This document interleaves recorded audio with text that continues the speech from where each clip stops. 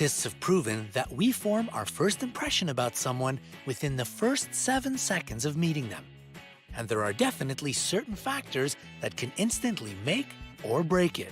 Are you ready to find out what you should and shouldn't do in order to leave a good first impression on other people? Then keep on watching. But a weak handshake. This point couldn't be more important for anyone with an upcoming job interview. A flimsy handshake can be a real first impression killer. In his research, psychologist William F. Chaplin found that people with a weak handshake are instantly judged as being shy, anxious, uninterested, or even completely incompetent. That's definitely not how you want others to see you, is it? Another common mistake people make is holding someone's hand for too long. Awkward. If you're going to give the right impression of confidence and capability, remember to grip the other person's hand firmly and for no longer than 2 seconds, keeping your hands in the wrong position. If you're ever sitting in front of a group of people, whether it be at a business meeting or some conference, you've got to be mindful of where you keep your hands. You can put them on your lap, but never keep them in your pockets because this gives the impression that you're hiding something. If you place your hands on the table, don't squeeze them too tightly. Or lay them flat with your palms down. This makes people feel like you want to control them. Also, don't forget about the role that culture plays here. While gently folding your hands on the table is totally okay in the Western world, do your research on the customs and culture before you visit another country. This will help you avoid any uncomfortable situations. Avoiding eye contact. Eye contact has an unbelievably powerful influence on how we view someone. A 2007 study showed that people who maintain eye contact during a conversation are often seen as more confident, attentive, intelligent, and trustworthy. People that avoid eye contact, on the other hand, are viewed as less sincere, more anxious, and even unattractive. It doesn't mean you have to stare people down like a creep. Just don't be afraid to lock eyes with another person from time to time instead of constantly looking around, especially when you meet them for the first time. Playing with your hair. Statistics show that women touch their hair up to 18 times a day. But if you play with your hair while talking to someone, you could be sending them the wrong message. First off, they might think you're flirting with them.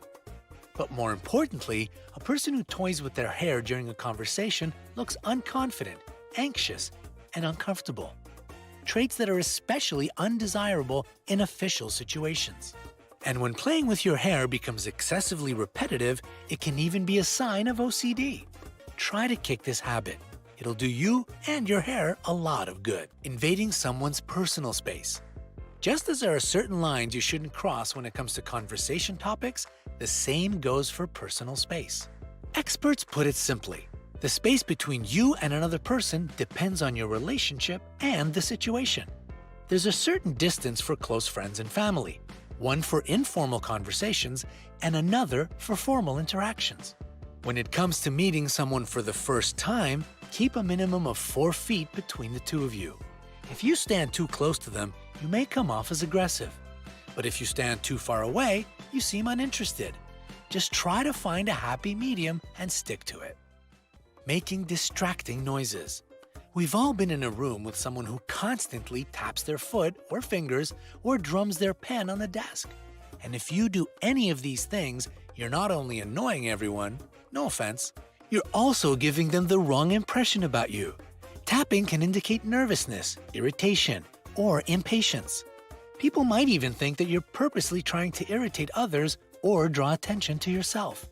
And while cracking your knuckles can help relieve stress, it's one of the most annoying sounds according to a survey by the New York Times.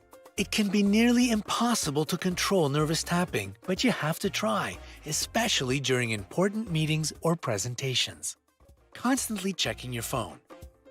In the age of social media and 24/7 access to the internet, we've become addicted to our gadgets. In fact, an Android app called Locket collected information and found that the average person checks their phone 110 times a day.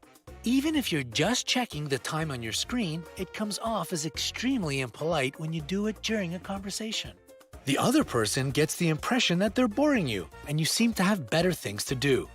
A study from the University of Essex showed that even just having one's phone on the table next to them reduces a conversation's quality and the participants' engagement. So leave it in your bag or in your pocket, period. The wrong attire. Whether we like it or not, people do judge a book by its cover.